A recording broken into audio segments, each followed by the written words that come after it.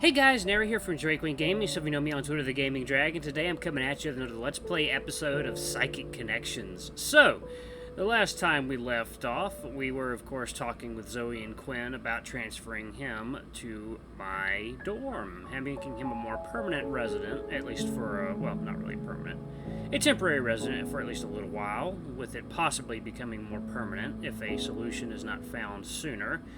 But we've got to go and confront his roommate about the terrible thing he did. So, let's see exactly what happens. Additionally, we need to get his things from his old room. Are you sure we need to do that? I don't have that much stuff. Yes, we do. I also need to have a conversation with Greg anyways. I'm sure he'll lie to me, but I'm required to listen to his side of the story. Quinn's energy seems to deflate at the prospect of seeing his previous roommate again. I don't blame him either. Greg seems like a serious asshole. Don't stress about it, Quinn. Zoe and I will back you up. We'll grab your stuff, let your roommate know he's a giant prick, and then mosey. Right. If you want, I can call the others too if you feel like you need more help. No, just the three of us should be fine. Let's just get this over with. Following Quinn out the door, he leads us towards his dorm room, which is located at the other end of the hall. We were on the same floor, huh? Well, at least that means we won't have to carry anything upstairs. Plus, who knows, maybe he won't even be in the room. Yeah. Quinn slides his keycard into the door with a click, and with a click he opens it, leading us into his former room.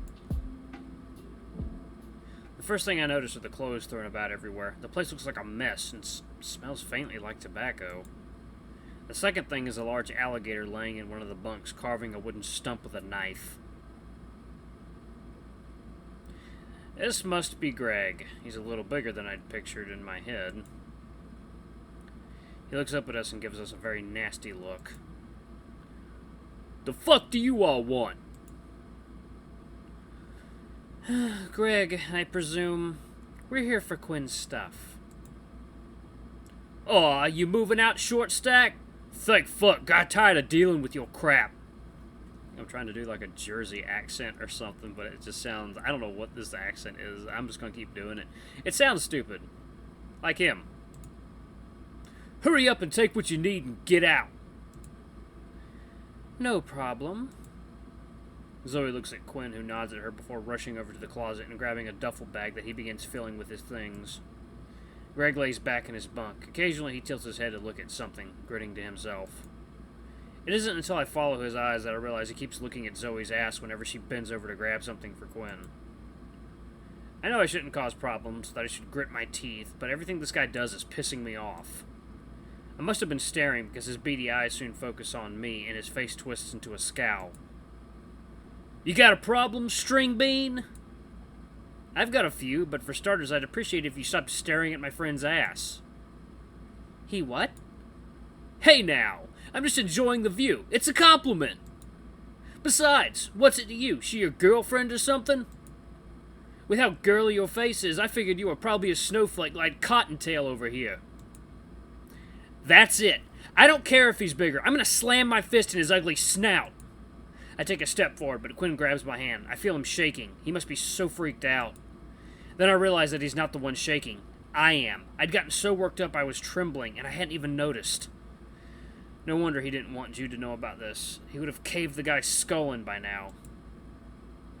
Look, Greg, I'm an RA. After we're finished here, I plan on reporting you for physical violence.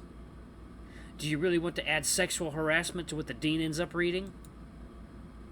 No, I wouldn't want to be reported to the dean. That'd just be awful. Do I look like I care? You're free to try. You've got a pretty good face, too, by the way. Maybe when you're done helping these losers, you'll stop back by. The thought of what you're implying makes me want to gag. Well, I figured the gagging could wait till you came back, but fine. Plenty of other chicks that want me. We've been in here for not even 10 minutes, and I already want to kill him. How did Quinn even go almost a week with this guy? Hey, Mason, can you grab that microwave? Hell no, you are not taking my microwave. It's not yours. My friend Elliot got it for me.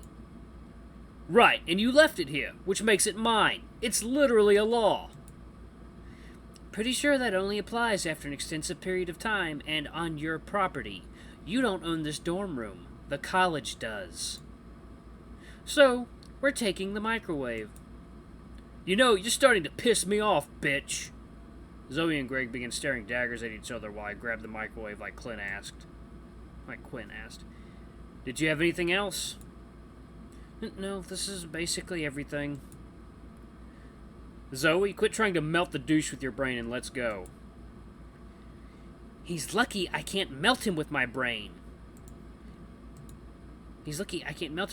Big dumb scaled piece of no good rotten. Dragging Zoe out of the room, I give the large alligator one final glare before slamming the door behind us. With the microwave in my hand, a small monitor in Zoe's hand, and a large duffel in Quinn's, we all return to my room. Pulling Quinn's things into the room, we all release the built-up tension after having to deal with Greg.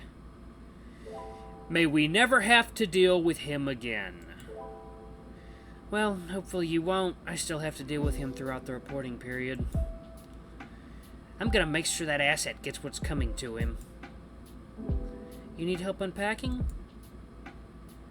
Nope, I've got my duffel full of stuff, and I'm not in any rush. Honestly, all I want to do is shut my eyes and skip straight to the weekend.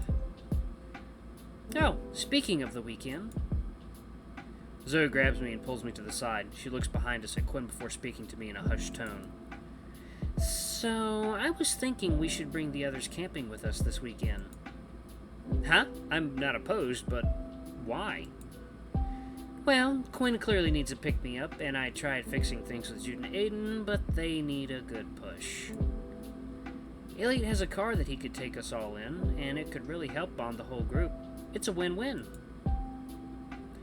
Plus, I've got some ideas for testing what your psychic ability might be. They might not work, but I won't know until we try. I guess it's not like I had any other plans this weekend. Are you sure the others are going to be okay with this? Oh, I'm sure it'll work out. Though, maybe don't tell Aiden or Jude that the other will be there. How did you hear that? Quinn's face becomes unamused as he proceeds to point at the giant appendages sticking out of his skull. Right. The big ears aren't for show.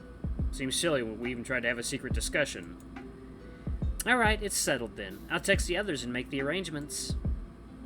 I'll have to do it outside of the group channel to keep suspicions low. Aw, this is gonna be so great! We'll roast marshmallows, tell scary stories, and then just look at the stars. When are we going? Tomorrow afternoon. Aiden doesn't have any classes, and I only have one in the morning. Quinn and I share one at noon. Is that going to be a problem? It shouldn't be. It should only take us about an hour to get there. So if you meet us at the cafe right after, we should be good to go. Sounds good. This is actually pretty exciting. I can't remember the last time I'd ever done anything remotely like camping. It feels like I've been cooped up so much over the past year, so this is going to be a good change of pace. Well then, I'll see you both tomorrow. Bye, Zoe.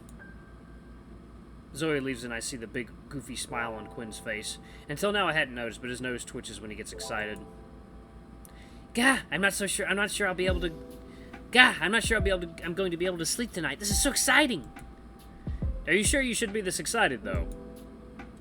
What do you mean? Well, have you thought about how you're going to explain the black eye? Fuck! I didn't even think of that. That's why Zoe wanted me to come, so that I'd have to explain it to the others. Ooh, she's crafty, that one. What am I going to do? You could always tell the truth.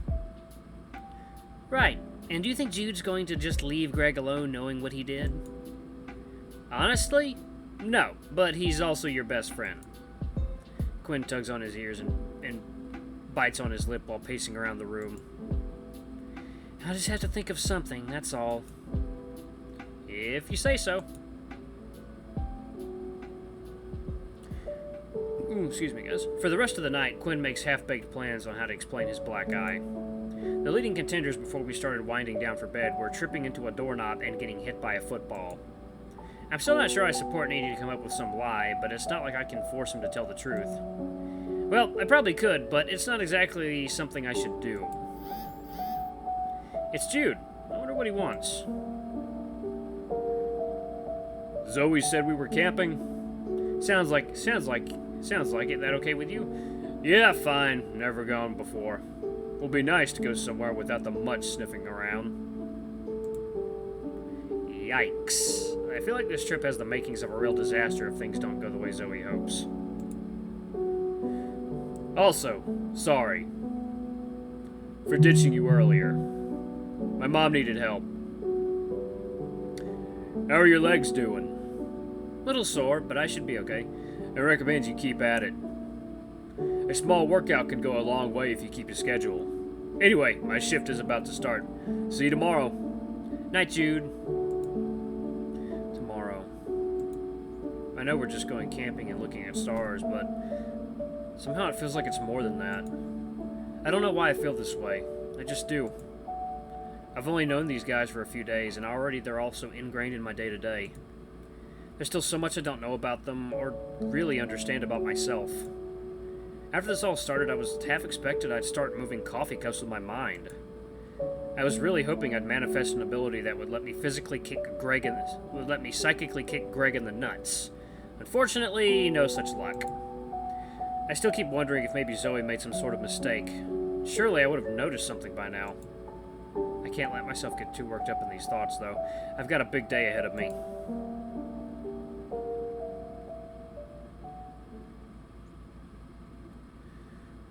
It seems you're drifting further in.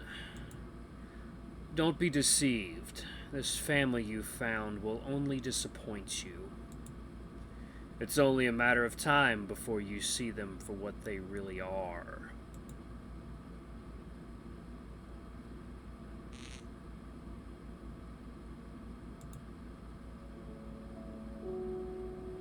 Lately, I found myself waking up with the strangest feeling. It used to be that I'd be waking up with very PTSD-esque dreams about what happened to me a couple months ago. Now, I just find myself having vague dreams that seem to slip away from my memory the moment my eyes open. I suppose that's better than reliving one of the worst moments of your life over and over again. Quinn's snoring also serves as another reminder of my current dream-like reality. Oh god, it's ASMR! I still find myself occasionally questioning if all of this psychic business can even be real. It was all science fiction a few weeks ago. Everyone seems so sure that I'm just like them, but I haven't seen the future. I haven't started moving things in my mind, and I haven't started probing people's brains. I've seen some of the things they do. Despite that, I still find myself overwhelmed by these doubts. I'm not sure I doubt their abilities, yet at the same time, I can't help but doubt their beliefs that I'm just like them. Would any of them even be talking to me if they thought I was normal? Would I have been talking to any of them if they hadn't dragged me into all of this? My thoughts are interrupted by a vibration pulsing through the back of my skull. My phone must have gotten nudged under some pillow. Under my pillow. Huh. I guess Zoe's been texting me for a few minutes now. I suppose that explains how I even woke up before my alarm. Oh, wow.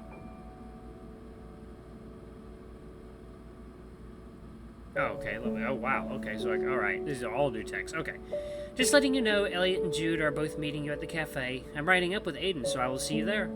Be sure to let me know if anything goes wrong. By the way, did Aiden text you any links for this book on camping etiquette? Morning. And no, he hasn't. Morning. And gotcha. Gonna assume he is being a dork then, lol. Anyway, gotta go meet with him, so talk to you later. When Zoe told me about the others, I had half expected I'd discover some sort of secret society. Like, she'd take me to some alley, knock on the wall, and the floor would open up to see some sort of psychic temple. That's probably a bit too much of a fairy tale for reality anyway. For example, if heroes were real, why would they all be vigilantes fighting for justice? I should probably wake Quinn up. Wake him up suddenly. Ah! No. Wake him up gently. Creeping off of my bunk slowly, I slide up next to the sleeping bunny. I can't help but admire his unique sleeping position. His lower body is twisted completely in the opposite direction from his torso. His left arm splayed across the bed while the right is twisted around his backside. How can anyone sleep like this? It's like a scene from a horror movie. The only thing not wrong is a peaceful look on his face. The only thing wrong there being his black eye. His eyelid is still very discolored, but it no longer looks as swollen as it did previously. Zoe's prescribed black eye treatment must be working. As much as I want to let him keep sleeping, as well as fear the unique bending of his anatomy, we really need to get ready for the class. My hand brushes his arm as I place it atop his shoulder before shaking the slumbering rabbit ever so lightly. Quinn, wake up! We need to get to class! 5 more minutes, babe. Oh, and there the alarm goes. Okay, I'm gonna leave it right there on that little nugget. But thank you guys so much for watching. This has been a new episode of Psychic Connections. Don't forget to like, comment, subscribe, and ring that notification bell to the next video. I love you all. I'll see you next time. Bye-bye!